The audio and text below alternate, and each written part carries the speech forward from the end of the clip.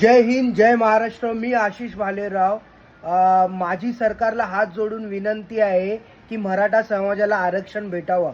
कारण ज्या प्रकारे ते मुंबईमध्ये येऊन वागणूक करतात आहेत आणि त्यांची वागणुकीचे जे व्हिडिओ व्हायरल होत आहेत, तर मला खरंच वाटतं की ह्या समाजाला शिक्षणाची खूप गरज आहे आणि हे समाज जर शिकतील तर त्यांची खूप प्रगती होईल, आपल्या महाराष्ट्राची प्रगती होईल, आपल्या देशाची प्रगती होईल. त्यामुळे त्यांना आरक्षण द्यावं, कारण त्यांना शिक्षणाची खूप गरज आहे. अशा प्रकारची त्यांची वागणूक बघून आहे ना, जर ते शिकले तर ते एक व्यवस्थित पदावरती जातील, व्यवस्थित देशाला पुढे नेतील.